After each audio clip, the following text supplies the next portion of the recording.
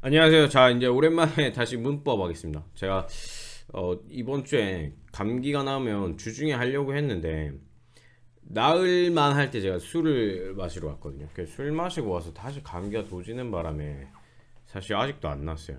예. 술을 정말 끊든지 해야 되겠네요. 예, 이게 오랜만에 하니까 이제 문장 들어가는 거죠. 그러니까 문장 들어가니까 새로 한번 어디쯤 하고 있는지 한번 볼게요. 우리가 이제 제일 작은 게 의문이었죠. 의문부터 시작이죠. 의문은 뜻을 구별하는 채소 단위죠. 뭐 자음이나 모음 같은 거. 그 다음에는 음절. 이거는 발음할 수 있는 채소 단위, 글자 같은 거라고 보시면 되고, 그 다음에 형태소. 이거는 뜻을 가진 채소 단위죠. 그 다음에 단어. 얘는 자립할 수 있는데 이제 조사 제외고, 그 다음에 들어가는 것들이 이번에 배울 것들입니다. 여기까지 했죠. 이 얘가 품사. 그리고는 이제 문장에서 이 문장을 구성하는 애들 이렇게 볼 겁니다.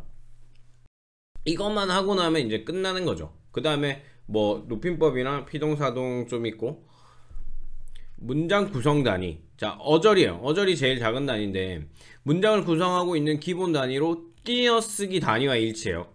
그래서 띄어쓰기는 언제 띄어쓰냐? 띄어쓰기는 단어는 다 띄어쓰는 거예요. 물론 이거 조사는 제외죠. 조사를 띄울 수는 없잖아요. 그래서 다 띄어쓰는 건데, 그러면 나는 매일 학원을 간다의 경우에는 이렇게 4어절로 돼 있는 거죠. 근데 이거를 만약에 단어별로 끊는다면 이거를 한 번 더 끊어줘야 되겠죠. 이 차이입니다. 어렵지 않죠? 이 파트는 솔직히 제 개인적으로는 되게 좀 쉬운 파트라고 생각해요. 네, 뒤에 이제 암기 문장, 아는 문장 조금 어려울 수 있지만 여기는 쉬워요. 구는 사실 시험에 안 나오기 때문에 그냥 이런 게 있다라는 정도만 아시면 될 것 같아요. 막 이 구를 막 구분할 줄 알아야 되고 이런 건 아니거든요. 이거는 둘 이상의 단어가 모여 절이나 문장 일부분을 이루는 문법의 단위인데 주어 서술어 관계를 갖진 않아요. 왜냐면 그걸 갖는 순간 요 밑으로 넘어가 버리거든요. 주어 서술어를 관계를 갖는. 그래서 주어 서술어 관계를 갖진 않지만 둘 이상이에요. 어절은 단어 하나만 있어도 상관없습니다. 그래서 얘는 둘 이상. 그러니까 딱 정말 이 중간에 있는 거죠. 어절보단 크고 절보단 작은, 그거예요. 그래서 뭐 이게 명사구 동사구 이런 거 있는데 크게 신경 안 쓰셔도 될 것 같아요. 괜히 하면 헷갈리기만 하고 문제 맞추는데 큰 의미가 없으니까. 자, 절입니다. 절과 문장인데 일단 문장 먼저 볼게요. 문장은요, 주어 서술어의 관계를 가지고 있으며 완결된 단위를 말해요. 그러니까 우리 그냥 일반적으로 쓰는 문장들 있잖아요. 뭐 철수가 밥을 먹었다 하면 이게 딱 완결되잖아요. 근데 절은 뭐냐면요, 똑같아. 주어 서술어를 가지는 것까지는 똑같아요. 근데 독립된 문장으로 쓰이지 못한다. 그러니까 완결되지 않아야 돼요. 이게 왜냐면은 우리가 아직 배우진 않았는데 아는 문장, 암긴 문장은 들어봤을 거 아니에요. 이건 중학교 때도 배우는 거니까. 그 절은 암긴 문장이에요. 그러니까 어떤 문장 안에 들어가서 절이 되거든요. 그래서 문장 안에 들어가야 되니까 완성될 수 없을 거 아니에요. 그 중간에 들어가 있는데 그게 마침표를 찍거나 이럴 수는 없잖아요. 그래서 얘는 완결되지 않는 거고 얘는 완결된 걸 말하는 겁니다. 알겠죠? 그게 무슨 절이 있는지는 나중에 뒤에 가서 배울게요. 그냥 이 지금은 단위를 보는 거니까. 문장 성분. 자, 문장을 이루는데 일정한 기능을 하는 부분이요. 이거는 주성분, 부속성분, 독립성분으로 나누는데 뭐 이런 게 있다. 이걸 구분할 줄 아시면 되는 거예요. 예, 독립성분은 시험에 안 나요. 예. 주성분과 부속성분으로 나누는데 주성분에는 주어, 서술어, 목적어, 보호가 있고 부속성분에는 관형어, 부사. 이거 관형사, 부사 그거 그러니까 수식 가는 애들을 부속성분이라고 해요. 그럼 주성분은 뭐냐? 얘는 이름이 필수 성분이라고도 해요.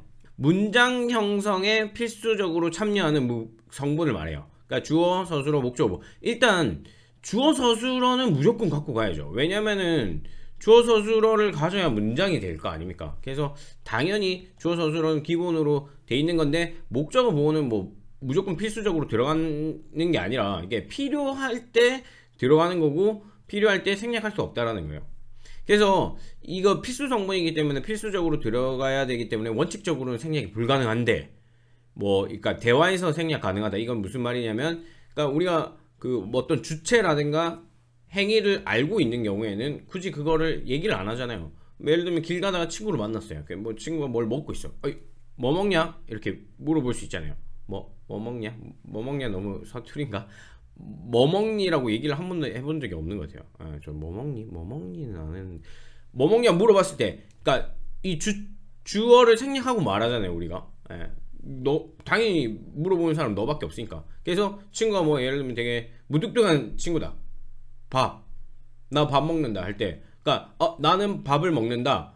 이렇게 대답하는 미친놈이 어디 있습니까? 그냥 뭐 밥 먹는다라고 하든가. 당연히 왜냐면 그 행위를 하는 주체가 되는 거는 자기밖에 없으니까 이런 거죠. 이런 거 주어 뭐 예를 들면 서술어까지도 생략할 수도 있겠죠. 그래서 문제가 대화에서 나올 때는 문장 성분이 생략될 수 있어요. 그래서 이 파트가 조금 전체적으로 다른 파트에 비해서는 이 뭔가 정의가 그렇게 중요하진 않아요. 정의에서 벗어나는 경우가 좀 많거든요. 그럼 주어는 뭐냐? 문장에서 동작이나 상태 또는 성질의 주체를 나타내는 문장 성분인데, 이거 동작은 뭐겠어요? 동사. 상태 또는 성질은 형용사를 말하겠죠. 그래서 무엇이 어찌하다, 이거는 동사고, 이거 형용사고, 무엇이 무엇이다, 이거는 서술격 조사를 말해요. 서술격 조사이다. 뭐 중요하진 않아요. 이게 주어는 언제 되냐? 체언에 주격 조사가 붙어서 성립하거나 아니면 체언 구실을 하는 군화절에 주격 조사가 붙어 성립하기도 하는데, 이거 주격 조사로 제가 그 구분하는 거는 아니라고 말씀드렸죠. 이걸로 구분하실 필요는 없어요. 그리고 이거는 무슨 말이냐면, 이게 꼭 주어가 한 어절일 필요는 없어요. 이게 어절이 여러 어절이라도 상관없다라는 거죠. 이건 나중에 문제 보면서 얘기를 드릴게요. 그래서 주격조사가 생략되기도 하고 그 생략된 자리에 보조사가 붙기도 하거든요. 그러면은 사실 주격조사만 갖고 찾을 수는 없잖아요. 그리고 나중에 이게 복격조사가 주격조사랑 겹치는 게 있거든요. 이런 것들은 그 적에 붙는다고 해서 꼭 주어가 되거나 이런 건 아니니까 별로 어렵지 않죠. 서술어 볼게요. 서술어는요, 딱 주어 설명에 반대요. 주어가 뭐였죠? 그러니까 문장에서 서술어의 그 행위의 주체를 말하는 건데, 서술어는 그 주어의 그 행동을 서술하는 걸 말하는 거예요. 그래서 문장에서 주어의 행위나, 이건 동사겠죠? 상태, 성질, 이건 형용사고를 설명하는 문장 성분이에요. 우리가 보통 이게 끝에 들어가는 말이죠. 무엇이 어찌하다, 이건 동사고, 무엇이 어떠하다, 이건 형용사, 무엇이 무엇이다, 이건 서술격 조사이다죠.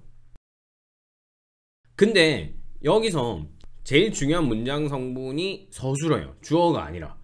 우리나라는 서술어가 모든 거를 결정합니다. 그래서 서술어 미만 잡이에요. 진짜 서술어가 제일 중요해요. 그리고 서술어의 자릿수가 중요한데, 이건 왜냐면 서술어의 특성이거든요. 그래서 시험에 많이 나와요. 서술어에 따라 꼭 필요로 하는 문장 성분의 개수. 그러니까 이게 한 자리 서술어일 경우에는요, 주어만 있으면 된다라는 거죠. 왜냐면 무조건 일단 주어 서술어니까 얘는 주어만 필요로 한다는 거예요. 그래서 꽃이 피다, 눈이 내리다. 그러니까 꽃이 뭐 어디에 피다, 이런 어디에 뭐 이런 거는 필요 없다는 거죠. 그래서 이 피다라는 서술어는 문장 성분 하나만 있으면 된다 해서 한 자리 서술어라는 거예요. 그럼 두 자리 서술어는, 예를 들면 먹는다라는 서술어는 이 먹는 행위의 주체가 되는 주어도 필요하고, 철수가 먹는다 하면은 좀 이상한 문장이 완성된 느낌이 아니잖아요. 그래서 뭘 먹는데, 왜냐면 먹는다는 무엇을 먹는 게 중요하니까. 그래서 밥을 이라는 목적어가 꼭 필요하다는 거죠. 그래서 이게 필수 성분이야. 이때는 생략될 수 없다. 근데 뭐 예를 들면 철수가 뭐 식당에서 밥을 먹는다 해서 그 장소는 중요하지 않습니까? 그런 건 중요하지 않아요. 알겠죠? 먹는다는 어쨌든 먹는 그 대상이 되는 게 중요하고, 예를 들면 물이 얼음이 되었다, 물이 되었다 라는 거는 뭐가 되었는지가 필요하잖아요. 이거는 나중에 배우겠지만 되었다 앞에 오는 이는 보호예요. 보호입니다. 그 외에 뭐 필수적 부사어도 있는데, 어쨌든 두 자리 서술어라는 건 서술어가 두 개의 문장 성분을 필요로 하는 경우를 말해요. 그리고 세 자리 서술어는 뭐 당연히 뭐 주어, 부사어, 목적어 이렇게 있는데 세 개를 필요로 한다는 거죠. 이것도 문제에서 되게 자주 나오는데 그렇게 어렵진 않아요. 자, 본영원 보조영원은 하나의 서술어로 보는 거예요. 철수가 밥을 먹어버렸다고 해서 이거를 먹다가 버렸다, 이걸 두 개로, 서술어 두 개로 보실 필요는 없어요. 알겠죠? 이 서술어가 아까도 얘기했지만 이게 덩어리가 꼭 하나일 필요는 없습니다. 큰 덩어리라도 돼요. 자, 문장 성분의 홍이요. 홍은 뭐 예를 들면 우리가 야, 홍 좀 해라 뭐 이런 것처럼 약간 잘 맞는 거를 얘기해요. 그러니까 이것도 시험에 자주 나오거든요. 근데 이거는 좀 되게 쉽게 나와요. 이거를 뭐 예를 들면 홍이 맞고 안 맞고를 어떤 문법적인 설명으로 하기보다는 문법적인 설명이 있는지도 모르겠어요. 제가 본 책에서는 그냥 홍이 안 맞다, 맞다 이런 걸로만 하거든요. 이거는 그냥 한국 사람이라면 읽어보면 알 수 있는 거예요. 만약에 난 잘 모르겠다 그러면은 안타깝지만 그냥 틀리면 되는 겁니다. 못 찾는 사람을 틀리라고 내는 문제이기 때문에. 근데 잘 보면 알 수 있어요. 이 문장을 한번 볼게요. 사람들은 쾌적한 환경을 위한 조치에 찬성하는 경향이다 할 때 되게 이상하잖아요. 누가 봐도 어색하잖아요, 문장이. 왜 어색하다고 딱 집어서 말하기는 그렇지만 어쨌든 사람들은 경향이다 라고 얘기 안 하죠. 왜냐면 사람들은 경향이다 라고 하면 이상하잖아요. 사람들이 경향이 되는 거니까. 그래서 이 경우에는 사람들은 경향이 있다, 뭐뭐 하는 경향이 있다라고 얘기를 해야 된다는 거죠. 이 경우에는 주어와 서술어에 홍이 맞지 않아서 이상한 거예요. 그래서 이제 홍을 맞는 걸로 바꿔주는 거죠. 목적어 서술어에 홍이 맞지 않는 경우는, 예를 들면 동생은 평소에 건강을 위해 야구나 공을 찬다. 이거는 사실 원래 두 문장이겠죠. 동생은 평소에 건강을 위해, 이거는 접속조사예요. 야구를 하거나 공을 찬다, 이거를 두 개를 붙여놓은 거잖아요. 근데 그럼 결국은 두 개로 쪼갤 때 이 야구나가 찬다에 걸리는 거 아닙니까? 근데 야구를 찹니까? 야구를 찰 수는 없잖아요. 야구를 하고 공을 찬다라고 돼서 이거는 목적어로 돼 있는 거죠. 그냥 야구를 하고 공을 찬다라고 이렇게 바꿔주셔야 되는 거예요. 이렇게 하면 안 됩니다. 이건 실생활에서 실수하기 좋은 케이스죠. 그리고 부사어 서술어에 홍이 맞지 않는 경우는 잔디밭의 쓰레기를 반드시 버리지 마세요. 이렇게 우리 안 쓰잖아요. 반드시는 긍정에 쓰고 부정에 쓰는 거는 절대로예요. 이렇게 부정에 쓰는 단어들이 있거든요. 이거는 뭐 우리가 그냥 네이티브니까 그냥 원래 그렇게 쓰는 거에서 찾으시면 돼요. 하나도 어렵지 않습니다. 목적어 볼게요. 목적어는 서술어의 동작 대상이 되는 문장 성분을 말하는 거예요. 그래서 우리가 을을이 붙어 있는 거를 목적어라고 하죠. 근데 이게 을을이 목적격 조사긴 한데 이게 얼마든지 생략이 가능하고 생략 후에 다른 보조사를 결합해서 할 수 있기 때문에 이것도 을을만 갖고 찾으시면 안 돼요. 이 너무 정직한 문장으로 우리는 밥을 먹었다. 그러니까 먹었다의 주체가 되는 거는 우리죠. 우리가 먹는 거니까. 근데 우리가 뭘 먹죠? 그 먹었다의 대상이 되는 게 밥을이잖아요. 그래서 이게 목적어예요. 그래서 철수는 영희를 좋아했는데 철수는 영희 좋아해. 이렇게 해도 얼마든지 되잖아요. 근데 이걸 을을이 없다고 해서 이게 목적어가 아닌 건 아니죠. 그리고 철수는 춤을 잘 춰 했을 때 을 빼고 도를 붙여서 이거는 보조사죠. 왜냐하면 딴 것도 잘하고 춤도 잘 춘다라는 다른 의미가 들어간 거니까 보조사겠죠. 그래서 보조사를 붙여도 여전히 목적어예요. 자, 이제 보호 볼게요. 보호는 되게 특이해요. 보호는 실제 정의는, 사전적 정의는요, 주어와 서술어만으로 완전하지 못한 문장에 보충하여 뜻을 완전하게 하는 수식어거든요. 그러면 사실은 완전하지 못할 때 들어가는 건 다 보호잖아요. 그러면 되게 큰 영역인데 학교 문법에서는요, 이거를 되게 한정적으로 서술어가 되다 아니다 일 때만, 그리고 거기서 격조사 이가가 붙는 경우에만 보호라고 봐요. 그 외에는 다 아닙니다. 이 정의가 사실상 거의 없는 거나 다름없어요. 이 정의는 사전적 정의일 뿐 실제 쓰진 않아요. 철수가 학생이 되다, 이거는 되다 앞에 이가 붙어 있잖아요. 그러면 이거는 보호예요. 이 조건 두 개를 다 만족시켰으니까. 영희는 여자가 아니다는 이 아니다 앞에 이 가가 붙어 있으니까 보호겠죠. 근데 예를 들어서 이게 물이 얼음이 되었다, 이것도 보호겠죠. 되다 앞에 이니까. 이게 이가 아니라 그럼 다른 게 붙으면, 으로가 붙으면요, 이거는 보호가 아니라 부사어가 돼요. 왜냐면 조건을 못 맞췄잖아요. 이가라는 조건을 못 맞췄기 때문에 안 돼요. 근데 이게 무슨 조사냐면 이거는 부사격 조사예요. 부사격 조사를 뭐 다 외우는 건 아닌데 어떻게 부사격 조사인지 아느냐.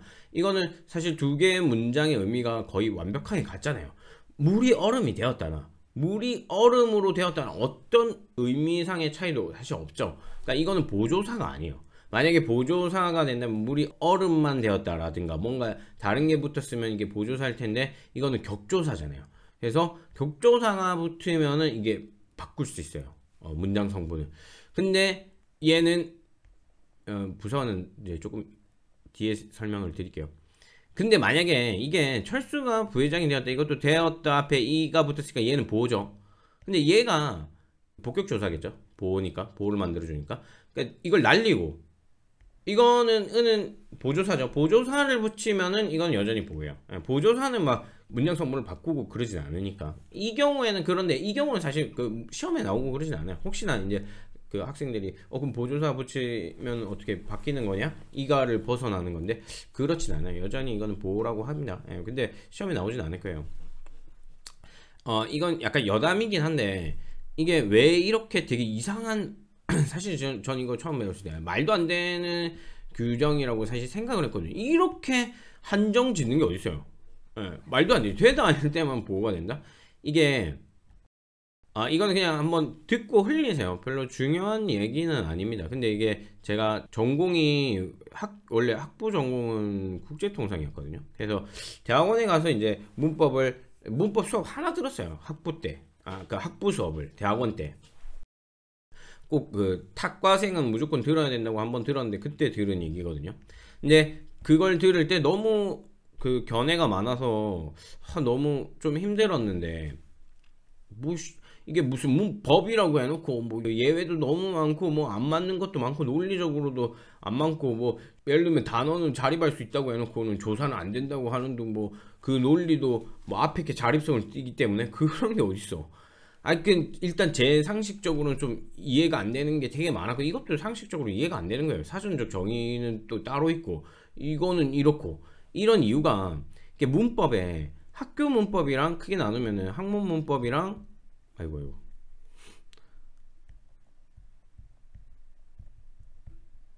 학문 문법이랑 한국어 문법이 있어요. 물론 이걸 다르게 나눌 수도 있겠지만 이거는 일단 외국인 가르칠 때 많이 쓰는 거고요.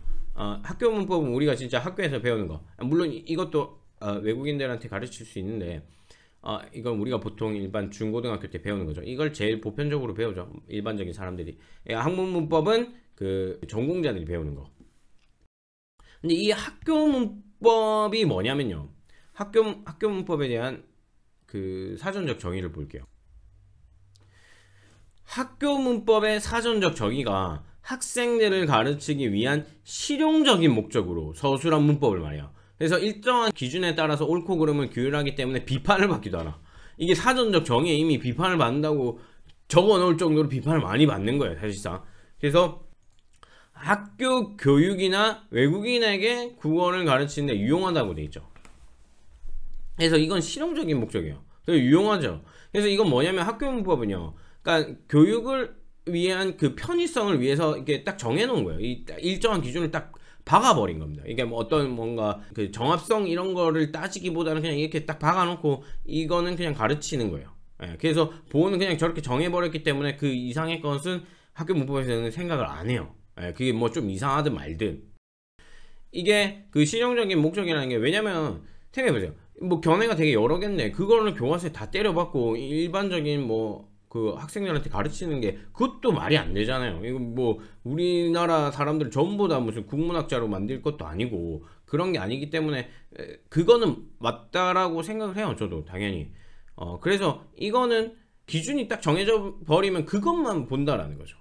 근데 이거 학문 문법의 사전적 정의를 보세요. 문법적 사실을 있는 그대로 객관적이면 과학적으로 서술 설명하는 문법. 언어는 과학적으로 연구하고자 한다. 이게 훨씬 더 이쁘잖아요. 정의 자체는. 그래서 학문 문법은 좀 정확성을 되게 많이 따져요. 근데 이게 견해가 다 막 많죠. 뭐 A 교수님은 A라고 얘기하고 B 교수님은 B라고 얘기하고 막 이런 게 되게 그래서 그 대학교 가서 책을 보면은 견해가 너무 많아서 저 같은 사람은 좀 짜증나더라고요. 뭐 도대체 그래서 어떻게 하라는 거냐. A라고 들어보면 A도 맞는 것 같고 B도 뭐 타당한 견해인 것 같고 막 이렇거든요. 그래서 제 이 얘기를 왜 하냐면요. 학교 문법은 좀 안 맞는 게 많더라도 그냥 그러려니 하고 넘어가셔야 돼요. 예. 어쩔 수 없으니까. 비판 많이 받는다고 자기들도 인정하고 있잖아요. 근데 제가 얼마 전에 EBS 그거 올렸었죠. 그 단몸 플러스 단몸이 이게 그 이중몸이 되는 게 축약이냐 교체냐. 근데 EBS에서 교체라고 교체가 더 정합성에 맞다 뭐 이렇게 얘기하고 문제를 냈다고 했잖아요. 근데 학교 문법에서는요 정합성을 거의 잘 안 따져요. 물론 따지면 좋지. 근데 정해놓은 기준에 따라 그걸 하는 게 일반적이었는데 이제 와가지고 무슨 정합성을 얘기하는 게 저는 좀 어이가 없는 거예요. 왜냐면 이거는 정해진 기준에 따라서 판단을 하라고 해놓고는 이제 와가지고는 이때까지는 교과서 메인에도 교체라고 축약이라고 해놓고는 이거 아니다 이거 우리가 보니까 교체가 더 맞더라. 이게 그거는 학문문법에서 해야 될 거 아닙니까? 그래서 제가 볼 때는 그럼 이 영역을 왜 굳이 이렇게 해놨냐. 평가원에서 그 이의제기에 대한 근거로 학교 문법에 그 얘기를 하거든요. 이게 교과서에 없으면 안 된다. 이건 학문 문법이 아니니까. 그래 놓고 EBS는 또 그 소리를 하고 있으니까 이게 딴 것도 아니고 물론 학교에서는 저는 이렇게 정합성 따져서 가르치는 게 맞다라고 생각하는데 EBS는 그 수능 연계 교재잖아요. 너무 목적이 뚜렷하잖아요. 수능을 위한 교재인데 그거를 정합성 타령한다? 좀 이해가 안 된다는 거예요. 그러니까 지금 그 얘기를 하고자 하는 게 아니라 학교 문법은 이런 특성이 있으니까 혹시라도 이제 우리가 문법 공부를 하다 보면은 우리가 배운 거에서 살짝 벗어나거나 이런 것들이 종종 눈에 보일 때가 있거든요. 근데 그런 거는 뭐 실제로 내가 잘 몰라서 그런 게 나오는 걸 수도 있고요. 아니면은 정말 그 학교 문법을 벗어나는 경우가 있거든요. 그러니까 시험 외적인 걸로 너무 오래 고민을 하진 않았으면 좋겠어요. 그렇게 하기 시작하면 시간이 너무 많이 들어가거든요. 근데 그래서 제가 이 꼭 기출문제를 기반으로 보려고 하는 게 기출문제를 풀어보면 이 정도까지만 하면 되는구나 라는 게 그래도 어느 적정 수준이 나오잖아요. 그래서 제가 이거 처음 문법 공부할 때 그게 되게 고민이 많았어요. 어디까지를 대체해야 되는가. 그래서 다 혹시라도 고민하시는 분들이나 이런 분들을 위해서 그냥 설명드린 겁니다. 쓸데없는 소리 너무 길게 했죠. 자, 이제 부속 성분 볼게요. 이제 부속 성분은 이제 주성분하고 다르게는 주성분은 필수적인데 얘는 필수적이지 않겠죠. 정의 자체는 문장에서 주로 주성분의 내용을 꾸며주는 거. 왜냐면 그 관형어랑 부사어니까 관형어는 체언을 꾸미고 부사어는 주로 용언을 꾸미겠죠. 그래서 원칙상으로는 생략이 가능해요. 왜냐면 꾸며주는 거니까 뭐 안 꾸미면 되니까. 근데 생략하지 못하는 경우가 있고요. 이 경우가 시험에 나와요. 짜증나죠. 자, 관형어는요 체언을 꾸며주는 문장 성분입니다. 그래서 관형어가 되는 경우 뭐냐, 관형사는 당연히 관형어가 되겠죠. 사실상 관형어가 관형어가 관형사보다 크죠. 관형사는 무조건 관형어가 되는 거니까. 이 허는 그 단어 자체로 관형의 기능을 갖고 있기 때문에 관형사고, 그리고 문장 성분으로 따져봤을 때도 관형어다. 그렇죠. 그리고 체언에 관형격 조사 의를 붙이면은 관형어가 되는 거예요. 왜냐면 얘는 의를 붙이면은 대한민국의 남성은 군대를 가야 하는 데서 이 남성을 꾸미고 있잖아요. 그래서 남성이라는 체언을 얘는 관형어가 되겠죠. 근데 여기서 사실 우리가 의 생략 가능이잖아요. 대한민국 남성은 군대를 가야 한다라고 해도 똑같은 의미죠. 왜냐면 우리가 이게 없어도 대한민국이 남성을 꾸미고 있으니까요. 그래서 우리가 명사만 있어도 이게 이거 의를 집어넣어서 이걸 수식할 수 있을 것 같다라고 보시면 이거는 잠깐만요. 이거 어디까지 했죠? 까먹었다. 그러니까 이게 의가 없어도 을을 붙여서 이게 수식할 수 있을 거. 대한민국 남성은 군대를 가야 된다는, 예를 들면 이건 명사지만, 이걸 수식하고 있으면은 얘는 관영어의 역할을 한다라고 보시면 되죠. 그러니까 역할로 찾는 게 제일 좋아요.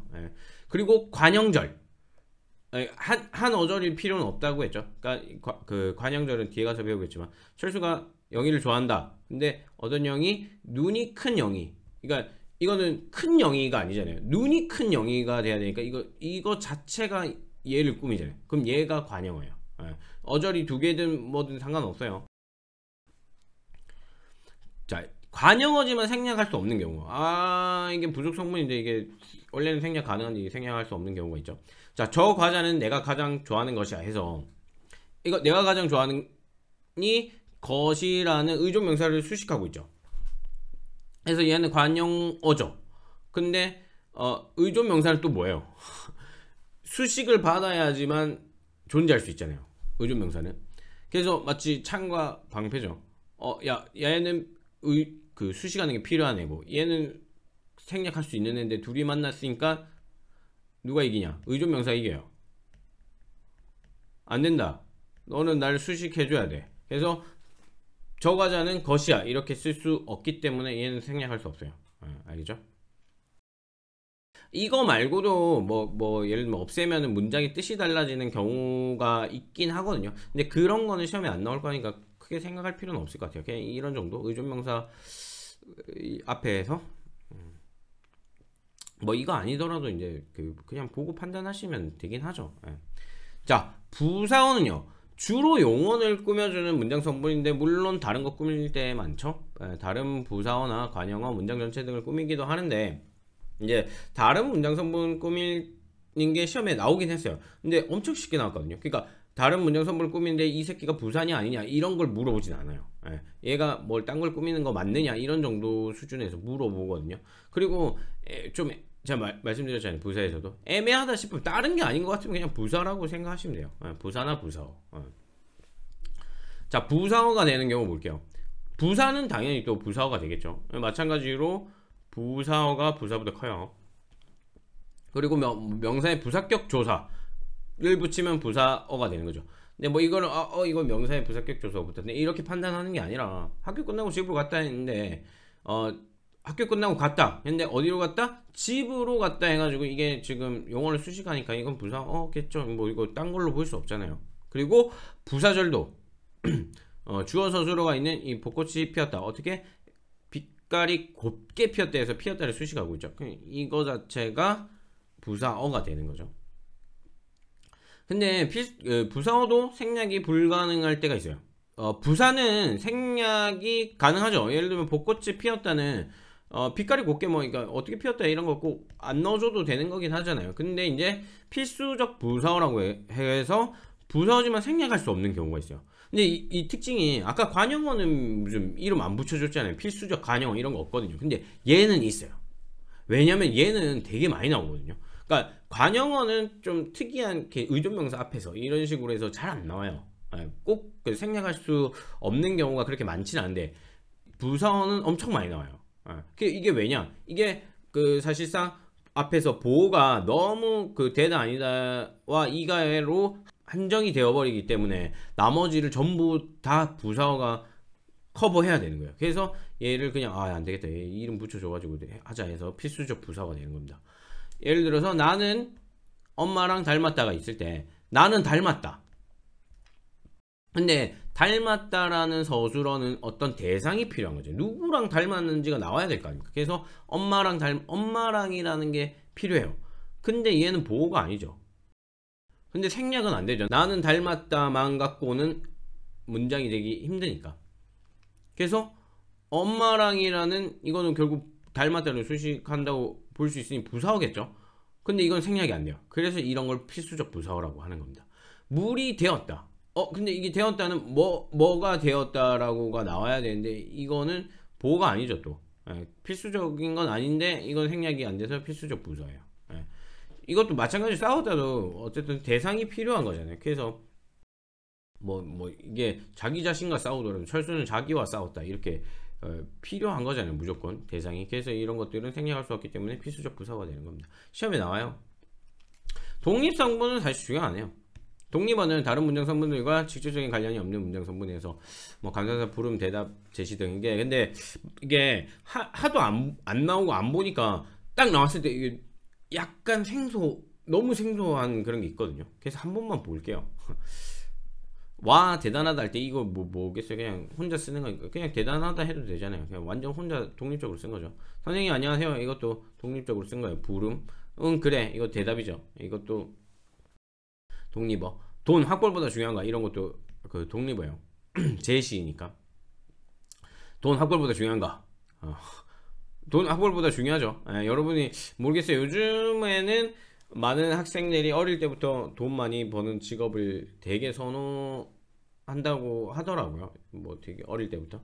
근데 저희 때는 막 돈하고 관계없는 뭐 대통령이라든가 과학자라든가 뭐 이런 것도 좋아하긴 했는데, 요즘에는 사실 이게 중요한데 제가 생각해도 이게 학벌보다 돈이 훨씬 중요해요.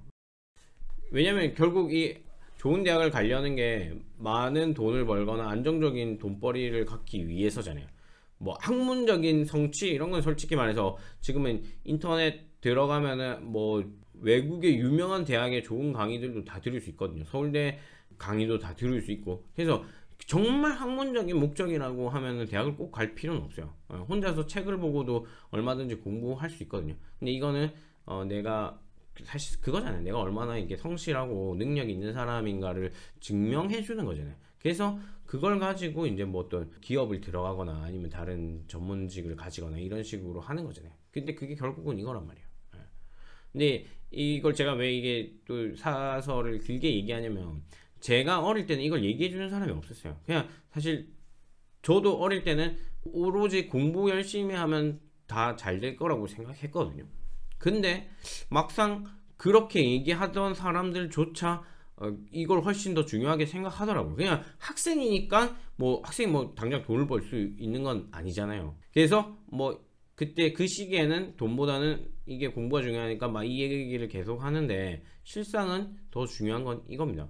예. 그래서 저는 차라리 사교육을 그렇게 열심히 하는 것보다 차라리 대학 가는 거 공부시키는 것보다 돈 버는 걸 그렇게 열심히 교육시키는 게 훨씬 더 좋지 않을까 싶어요. 좀 주객이 전도된 느낌입니다. 이게 많은 돈을 보장해주는 시대는 진짜 많이 지나갔습니다. 네.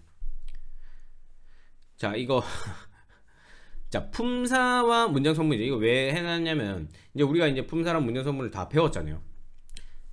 카테고리가 아예 다른 거예요. 이걸 섞으시면 안 됩니다. 이게 처음 공부할 때는 계속 헷갈릴 수 있거든요. 특히 뭐 관영어 부사어는 이게 관영사 부사라 이름이 같잖아요. 근데 관영사 부사와 관영어 부사어의 차이를 우리가 정확하게 짚었죠. 얘는 단어 쪽에서 생각하는 거고요. 얘는 어절 쪽에서 생각하는 거예요. 다르죠. 넘어갈게요. 이거 잘 구분하셔야 돼요. 내가 이걸 정확하게 구분할 줄 아느냐를 체크하고 넘어가시라고 넣어놓은 겁니다. 자, 이제 문제네요. 지금 조금 기니까 문제는 끊고 가겠습니다.